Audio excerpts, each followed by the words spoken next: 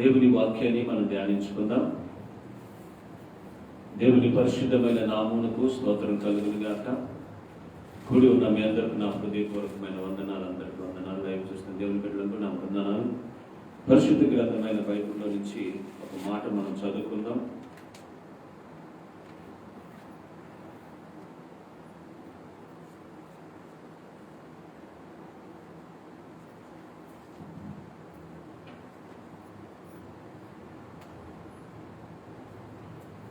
లోకసువార్త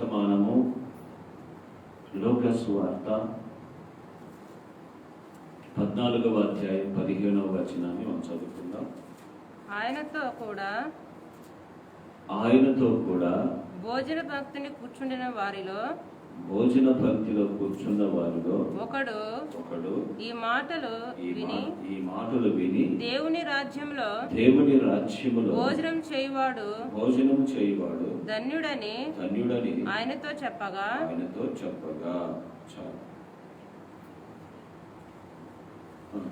చెప్పగా 16వ వచనం. ఆయన అతనితో ఇట్లా నేను ఒక మనుషుడు గొప్ప విందు చేయించి అనేకులను పిలిచెను. చాలా చిన్న ప్రార్థన చేసుకుందాం. పరిశుద్ధుడా, పరమ తండ్రి, జీవాధిపతి, జీవం కలిగిన యేసయ్యా, నీ ఘనమైన నామానికి స్తోత్రములు, వందనాలు. ఈ రీతిగా ఈ యొక్క మధ్యాహ్న కాల సమయంలో నీ సన్నిధి, నీ కృప, నీ కటాక్షం మా మీద ఉంచినందుకు వందనాలు. ఇంతవరకు పాటల ద్వారా, ప్రార్థన ద్వారా నీ నామాన్ని మహింపరిచి గణపరిచి ఉన్నాం. నీ వాక్యాన్ని మేము ధ్యానిస్తున్నాం. వాక్యంలో ఉన్నటువంటి మాటలు నీ బిడ్డలతో మాట్లాడండి. నీ వాక్యపు వెలుగులో నడిపించండి. నీ వాక్యం మా పాదాల దీపం, మా త్రోవలకు వెలుగు తండ్రి. ఆ వెలుగులో నీవు నడిపించి నీ నామానికి మహిమ, ఘనత, ప్రభావాలు పొందండి. ప్రతి బిడ్డకి వినగల చెవులు, గ్రహించగలిగిన మనసును దయచేయమని యేసు నామం పేరట ప్రార్థించి వేడుకొనుచున్నాము తండ్రి. ఆమేన్. హల్లెలూయా, హల్లెలూయా. చాలా మంచిది. ఒకసారి నాకు అది చూసినట్లయితే దేవుని వాక్యము బహుతేటగా చదివిస్తున్న మాటల్ని మనం చూస్తున్నాం. ఒకసారి యేసు ప్రభుని ఆయన శిష్యులను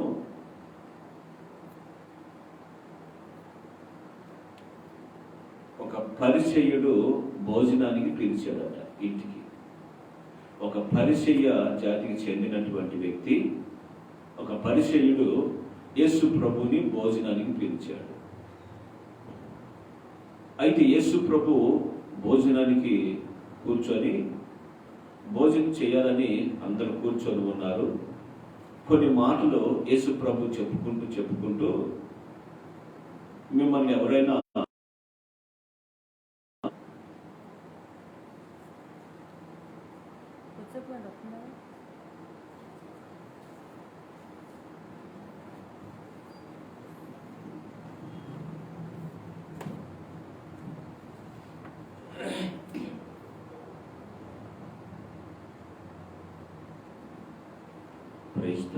Praise the Lord. Hallelujah. Praise the Lord. Praise the Lord. దేవునికి స్తోత్రం. హల్లెలూయా, హల్లెలూయా, హల్లెలూయా. Praise the Lord, praise the Lord. దేవునికి స్తోత్రం, స్తోత్రం, స్తోత్రం. Praise the Lord. హల్లెలూయా. గొప్ప దేవుడా, నీకు వందనాలు, వందనాలు, వందనాలు. Praise the Lord, praise the Lord. హల్లెలూయా. చాలా మంచిది దేవుని బిడ్డలారా. యేసు ప్రభుని భోజనానికి పిలిచినప్పుడు అక్కడ యేసు ప్రభు చెప్తున్నాడు, మిమ్మల్ని ఎవరైనా భోజనానికి పిలిచినప్పుడు, లేక విందుకు పిలిచినప్పుడు, లేక మీరు విందు చేసేటప్పుడు, మీరు విందుకు పిలిచినప్పుడు మీరు వెనకాల సీట్లో కూర్చోండి. అప్పుడు మిమ్మల్ని విందుకు పిలిచినటువంటి వ్యక్తి మిమ్మల్ని ముందు సీటుకి నడిపిస్తారు, ముందు సీట్లో కూర్చోబెడతాడు. అప్పుడు మీకు విలువ కలుగుతుంది అని చెప్తూ వచ్చాడు. ఈ మరొక మాట ఏం చెప్పాడంటే, మీరు ఎప్పుడైనా విందు చేసుకుంటే మీ స్నేహితుల్ని, బంధువుల్ని, రక్త సంబంధుల్ని పిలవకుండా పేదవారిని పిలవండి. పేదవాళ్ళు అయితే వాళ్ళు మిమ్మల్ని మరలా విందుకు పిలవలేరు, మరలా విందుకి పిలవలేరు. అదే వేరే వాళ్ళు అనుకోండి, బంధువులు, స్నేహితులు, రక్త సంబంధాలు అనుకోండి, మనం విందు చేసుకుంటే వాళ్ళని పిలిచామంటే వాళ్ళు కూడా విందు చేసుకున్నప్పుడు మనల్ని పిలుస్తారు. చెల్లుకు చెల్లు అయిపోద్ది కదా, చెల్లుకు చెల్లు అవుతుంది. కనుకనే మీరు విందు చేసుకునేటప్పుడు మీరు ఏం చేయాలంటే పేదవారిని పిలవండి. ధనికులైనటువంటి వారిని పిలవకుండా పేదవారిని, గుడ్డివారిని, గుడ్డివారిని, అంగహీనుడిని, పేదవారైనటువంటి వారిని పిలిస్తే వాళ్ళు విందు చేసుకోలేరు, మిమ్మల్ని పిలవలేరు. అప్పుడు మీ బలము పరలోకంలో అధికమైంది, గొప్పదైంది, ధనిలవుతారు అని దేవుని వాక్యము చదివిస్తాము.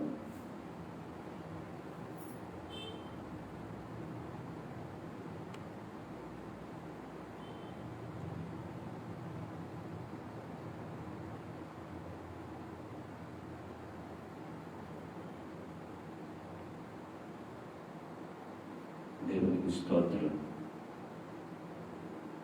గొప్ప దేవుడానికి వందనాలు. స్తోత్రములు, స్తోత్రములు, స్తోత్రములు.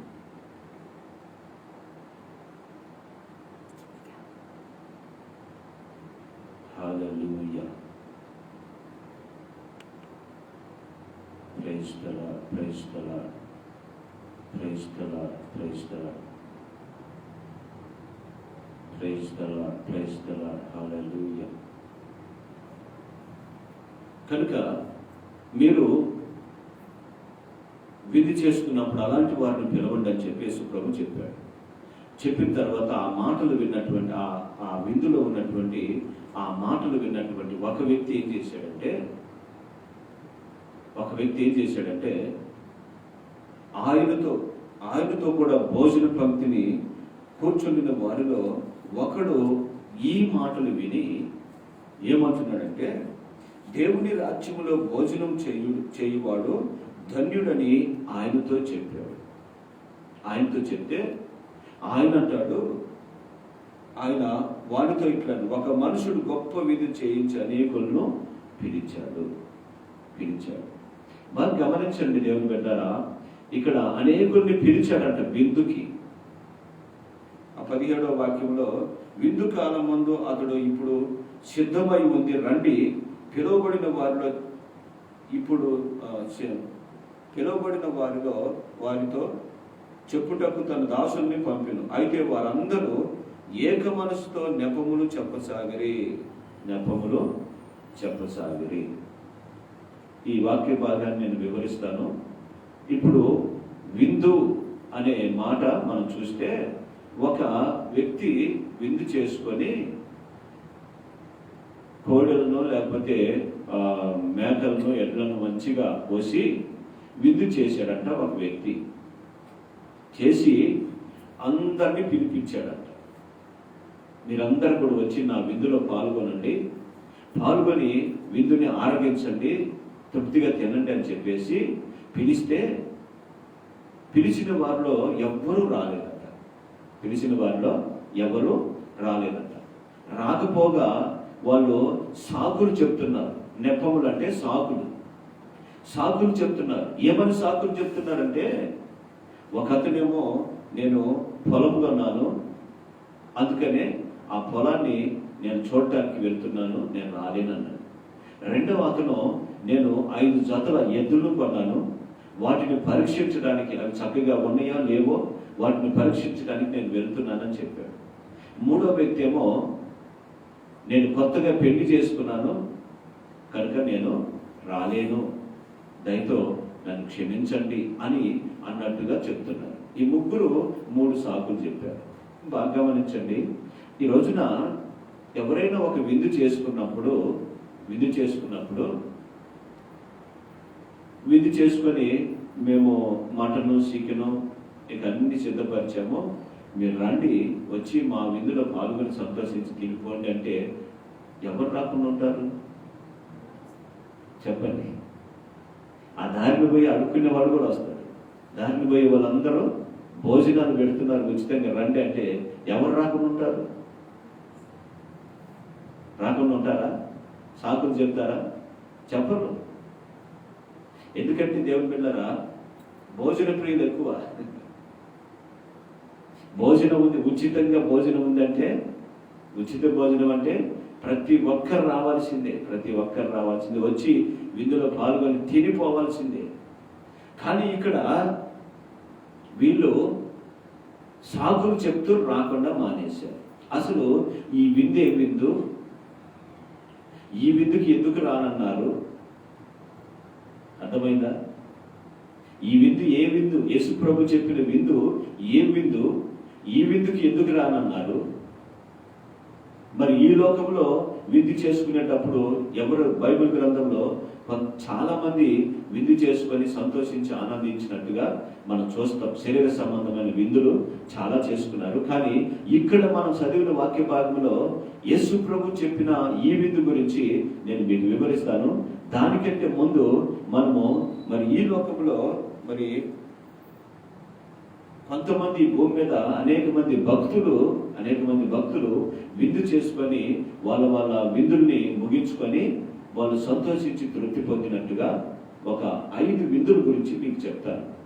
5 విందుల గురించి మీకు చెప్పాలని ఆశపడుతున్నాను. ఆదికాండము, పరిశుద్ధ గ్రంథమైనటువంటి బైబిల్ నుంచి ఆదికాండము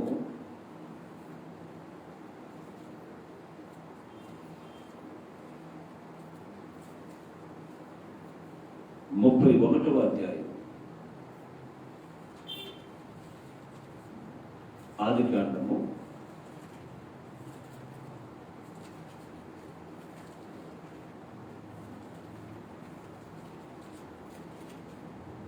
31వ అధ్యాయము 54, 55 వచనాలు చదువుకుందాం.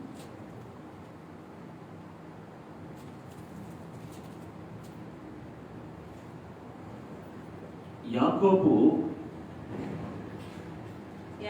ఆ కొండ మీద బలి అర్పించి భోజనం చేయుటకు తన బంధువులను పిలవగా వారు భోజనం చేసి కొండ మీద ఆ రాత్రి వెళ్ళబుచ్చిరి. తెల్లవారినప్పుడు లాబాను లేచి తన కుమారులను తన కుమార్తెలను ముద్దు పెట్టుకొని వారిని దీవించి బయలుదేరి తన ఊరికి వెళ్ళిపోయాను. దేవునికి స్తోత్రం. హల్లెలూయా. ఇది యాకోబు చేసిన విందు. హల్లెలూయా. యాకోబు చేశాడు. ఎలా చేశాడంటే, యాకోబు వాళ్ళ తండ్రి దగ్గర నుంచి, ఇస్సాకు దగ్గర నుంచి పారిపోయి లాబాను దగ్గర చేరి 20 సంవత్సరాలు అక్కడ ఉన్నాడు.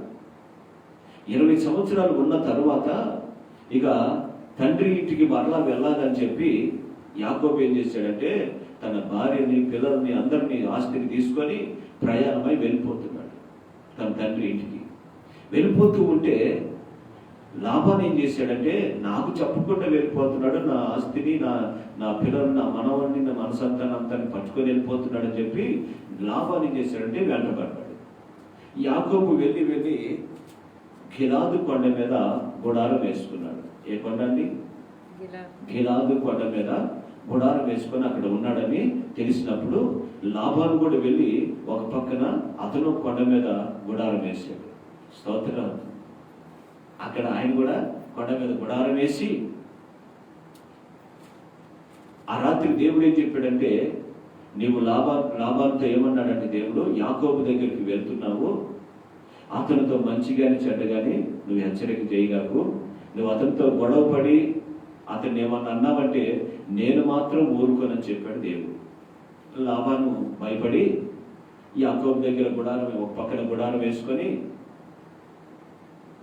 నీవు నీ తండ్రి ఇంటికి వెళ్ళాలనుకుంటే, యాకోబుతో మాట్లాడుతున్నాడు లాబాను, నీ తండ్రి ఇంటికి వెళ్ళాలనుకుంటే నాకు చెప్పుంటే నేను మేళాలతో విందు చేసి మేళాలతో, తాళాలతో, తప్పట్లతో ఘనంగా పంపించేవాని కదా. అంత వట్టిదే. హల్లెలూయా. అంత వట్టి మాటలే. అలా పంపించేవాని కదా అని చెప్పేసి లాబాను అంటున్నాడు. లాబాను అంటూ, పోయిన రాత్రి దేవుడు నాతో మాట్లాడాడు, మీ తండ్రి యొక్క దేవుడు నాతో మాట్లాడాడు, అందుకని నేను వచ్చాను మీతో సమాధానంగా మాట్లాడడానికి. మరి నేను ఇదంతా నాకు చెప్పకుండా వెళ్తున్నావు, నా బిడ్డలను ముద్దు పెట్టుకోకుండా నేను ఎక్కడో బయటికి వెళ్ళిన తర్వాత ఇదంతా తీసుకొని వెళ్తున్నాను అని చెప్పేసి యాకోబుతో మాట్లాడిన తర్వాత అక్కడ వాళ్ళ మధ్యలో గొడవలు కొట్లాటలు లేకుండా, స్తోత్రం చెప్పండి, హల్లెలూయా. ఇక్కడ చూస్తే దేవుని పెట్టారా, ఆ అధ్యాయం అంతా కూడా మనం చూస్తే లాబాను అంటున్నాడు, ఆయన జరిగిపోయింది ఏదో జరిగిపోయింది, నువ్వు నీ తండ్రి ఇంటికి వెళ్తున్నావు కదా, నీ తండ్రి ఇంటికి వెళ్తున్నావు కనుక నా పిల్లల్ని, నా మనవల్ని, నా మనవరాలని అందరిని కూడా నువ్వు జాగ్రత్తగా చూసుకో. వాళ్ళని కాకుండా వేరొక పెళ్లి చేసుకొని మళ్ళా వేరొకరిని మళ్ళా నీవు ఇబ్బంది, నా కూతురుని ఇబ్బంది పెడితే అది మంచిది కాదు. నీ దేవుడే నిన్ను శిక్షిస్తాడు, నీకును నాకును దేవుడే సాక్షి. హల్లెలూయా. దేవుడే సాక్షి అని చెప్పి లాబాను చెప్పాడు. చెప్పిన తర్వాత అక్కడ సాయంకాలం వాళ్ళ కొండ మీద, గిలాదు కొండ మీద యాకోబు ఏం చేశాడంటే వాళ్ళందరికీ విందు చేశాడు. వాళ్ళందరికీ విందు చేశాడు. విందు చేసి వాళ్ళందరికీ విందుని, భోజనాన్ని పెట్టాడు. వాళ్ళందరూ విందు ఆరగించారు. ఆ రాత్రి అక్కడ పడుకొని ఉదయకాలమే లాబాను లేచి ఆ మనవుల్ని, మన సంతాన కుమార్తెల్ని దీవించి ఆయన ఊరికి వెళ్ళిపోయాడు. స్తోత్రం. ఈ విందు ఎందుకు అంటే, యాకోబు విందు ఎందుకు చేశాడంటే వాళ్ళిద్దరూ సమాధానం కలిగి ఉండటానికి. వాళ్ళిద్దరూ సమాధానం కలిగి ఉండటానికి. ఈ రోజున రెండు వర్గాల మధ్యలో సమాధానం కలిగి ఉండాలంటే వాళ్ళు ప్రేమపూర్వకమైనటువంటి విందు చేసుకుంటారు. అర్థమైందా? విందు చేసుకుంటారు. ఎవరైనా ఒక ఇంటి వారు మరొక ఇంటి వారితో గొడవ పడ్డారనుకోండి, మన ఇద్దరం గొడవ పడటం మంచిది కాదు, రా భోజనానికి, మా ఇంటికి భోజనానికి రా అని చెప్పి వాళ్ళు భోజనానికి పిలుస్తారు. వీళ్ళు వాళ్ళ ఇంటికి భోజనానికి పిలుస్తారు. ఇప్పుడు వాళ్ళ మధ్యలో ఏముంటుంది? సంతోషము, సమాధానము. హల్లెలూయా. కనుక ఇది యాకోబు చేసిన విందు వాళ్ళ మామకి, ఆయనకి, యాకోబుకి మధ్యలో సమాధానం. వాళ్ళ మామకి ఆయనకి మధ్యలో సమాధానం కలిగి ఉండాలి అని చెప్పేసి విందు చేశాడు. విందు ఆరగించాడు. వాళ్ళ మామ తిని తృప్తిగా వెళ్ళిపోయాడు. ఇది యాకోబు విందు. అయితే ఈ రోజున సమాధానం, సంతోషం లేకపోతే, ఒక వ్యక్తి, ఒక కుటుంబీకులు మరొక కుటుంబీకులతో సంతోషం, సమాధానం లేకపోతే విందు చేస్తే ఆ విందు ద్వారాగా వాళ్ళు సంతోష, సమాధానం కలిగి ఉండగలుగుతారు. అయితే ఇప్పుడున్న పరిస్థితుల్లో మాత్రం చేయకండి. ఎందుకంటే కరోనా ఉంది కదా, పరిస్థితులు అనుకూలంగా లేవు కనుక ఇప్పుడున్న పరిస్థితులను బట్టి అలా చేయలేరు. చేసినా కూడా వచ్చి తినలేరు. ఇది యాకోబు విందు. రెండవ విందు ఎవరిదంటే యోసేపు చేసిన విందు. స్తోత్రం చెప్పండి. హల్లెలూయా. యోసేపు చేసిన విందు. ఆదికాండము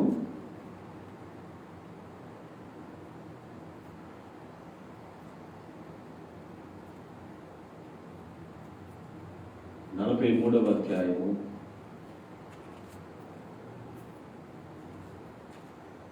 33, 34 వచనం చదువు. జ్యేష్ఠుడు మొదలుకొని కనిష్ఠుని వరకు వారు అతని ఎదుట తమ తమ ఈడు చొప్పున కూర్చుండేది గనుక 31, 32, 33. అప్పుడు అతడు ముఖము కడుక్కొని వెలుపలకు వచ్చి తను తాను అణుచుకొని భోజనము వడ్డించుడని చెప్పెను. అతనికి వారికి అతనితో భోజనం చేయుచున్న ఐగుప్తీయులను వేరువేరుగా వడ్డించిరి. ఐగుప్తీయులు హెబ్రీలతో కలిసి భోజనం చేయరు, అది ఐగుప్తీయులకు హేయము. జ్యేష్ఠుడు మొదలుకొని కనిష్ఠుడు వరకు వారు అతని ఎదుట తమ తమ ఈడు చొప్పున కూర్చుండేది గనుక ఆ మనుషులు ఒకని వైపు ఒకడు చూచి ఆశ్చర్యపడిరి.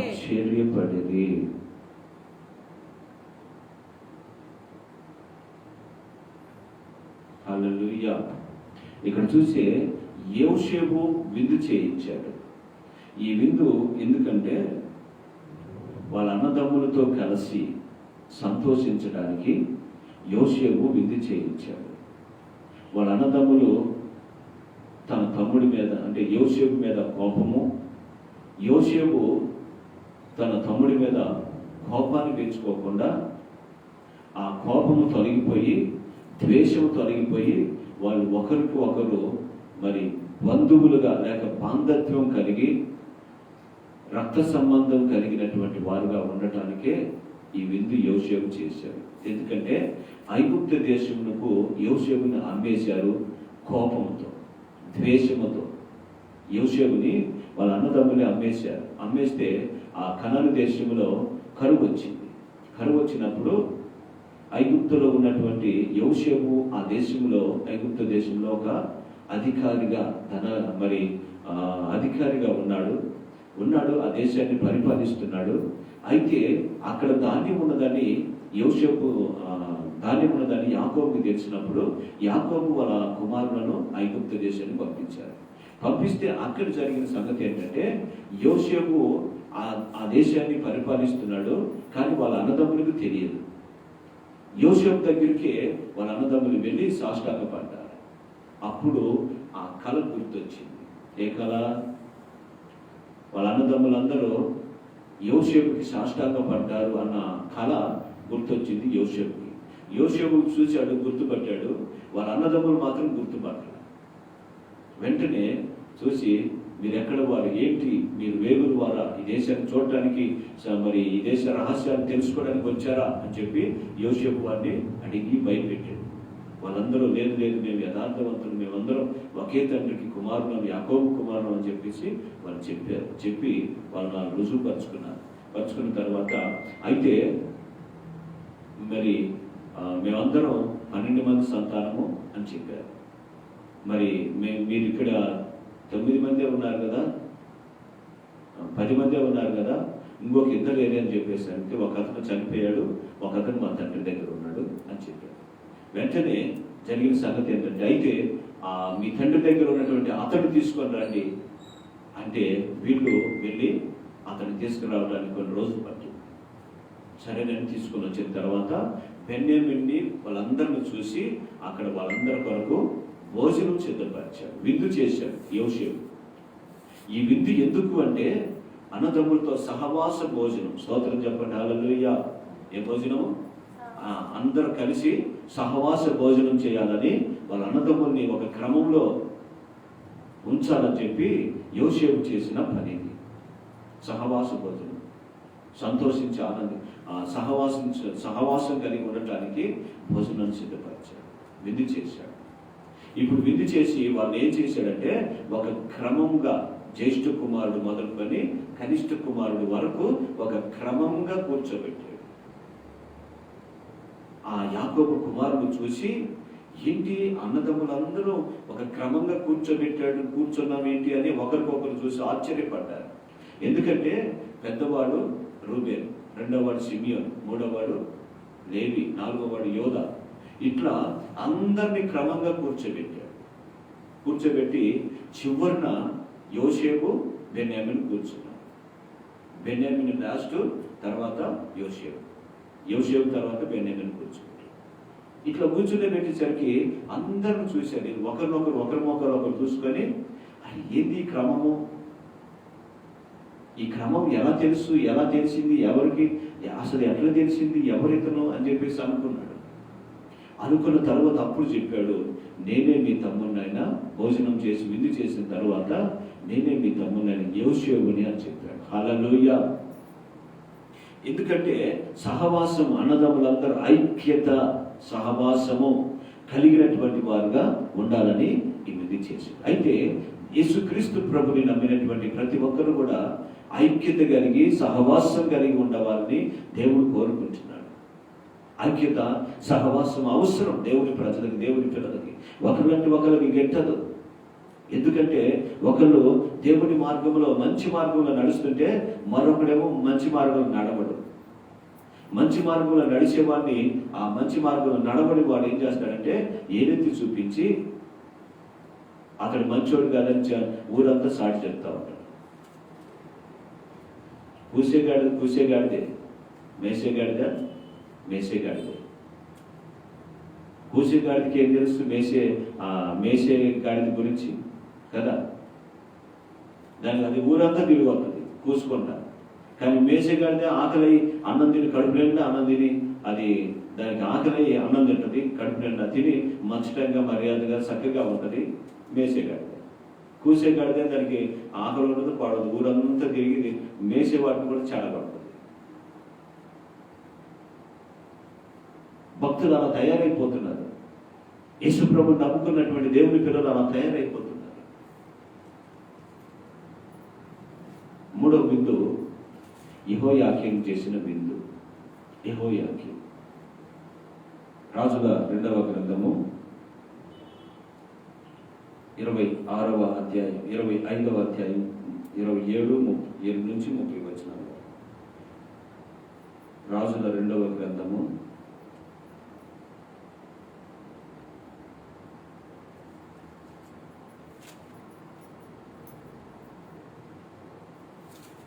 25వ అధ్యాయము 27 నుంచి 30 వచనాలు మనం చూస్తే, ఇక్కడ ఇశ్రాయేలీయుల ప్రజలందరినీ బబులోను రాజు ఆ రాజుని, యెహోయాకీన్ అనే రాజుని, అలాగే ఇశ్రాయేలుని కొందరిని ఆ దేశం మొత్తం పాడు చేసి యెరూషలేము పట్టణాన్ని, మందిరాన్ని పడగొట్టి రాజుని, ఇశ్రాయేలు ప్రజలు కొంతమందిని బబులోను దేశానికి చెరగా తీసుకొని పోయాడు. రాజుల 2వ గ్రంథము 25వ అధ్యాయం 27వ వచనం, 27, 28, 29, 30 వచనాలు. తీసుకొని పోయినప్పుడు యెహోయాకీను చదువుతారన్నమాట. యూదా రాజైన యెహోయాకీను చెరలో ఉంచబడిన 37వ సంవత్సరమున 12వ నెల 27వ దినమున బబులోను రాజైన ఎవిల్మెరోదకు తాను ఏలనారంభించిన సంవత్సరమందు బందీ గృహములో నుండి యూదా రాజైన యెహోయాకీనును తెప్పించి అతనితో మాట్లాడి అతని బలిపీఠమును బబులోనులో తన ఎద్దనున్న రాజుల పీఠము కంటే ఎత్తు చేసెను. కాగా అతడు తన బందీ గృహ వస్త్రములను తీసివేసి వేరు వస్త్రం ధరించుకొని తన బ్రతికిన దినములన్నీ రాజు సన్నిధిని భోజనం చేయుచు వచ్చెను. మరియు అతని భత్యము ఏనాటికి ఆనాడు రాజు చేత నిర్ణయింపబడేదై అతడు బ్రతికిన నాళ్ళు ఆ చొప్పున అతనికి ఇయ్యబడుచుండెను. బ్రతికిన నాళ్ళు ఆ చొప్పున అతనికి ఇయ్యబడుచుండెను. హల్లెలూయా. ఇక్కడ చూస్తే బందీ గృహములో చెరలోనికి తీసుకొని పోబడినటువంటి యెహోయాకీంని దేవుని యొక్క మహాకృప వలన, కనికరము వలన అతడు మరలా బందీ గృహములో నుంచి తీసుకురాబడ్డాడు.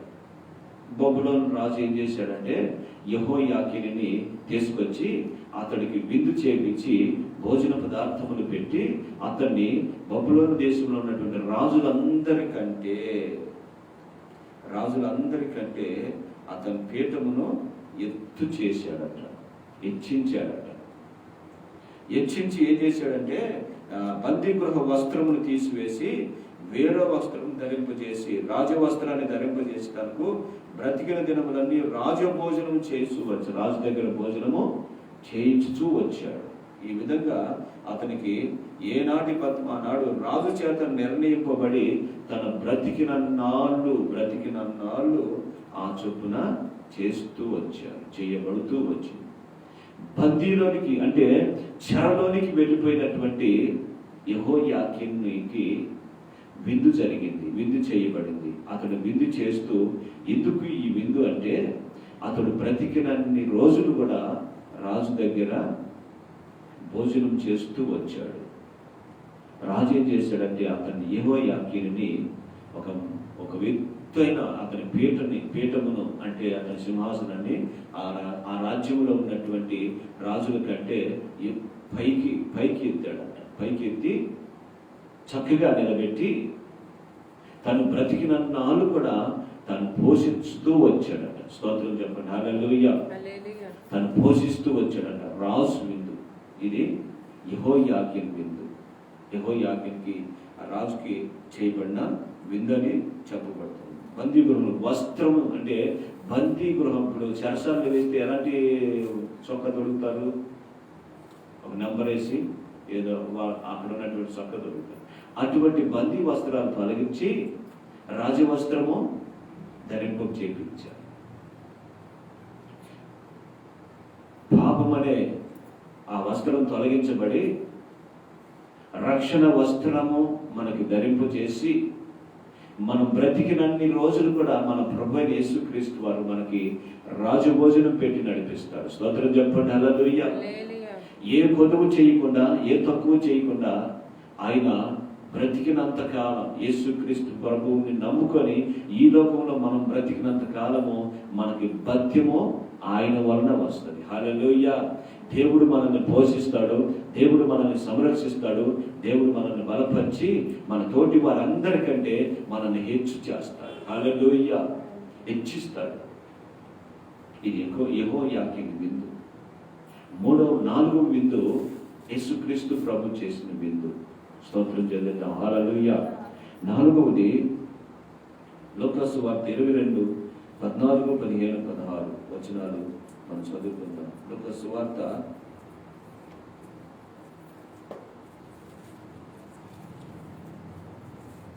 22వ అధ్యాయము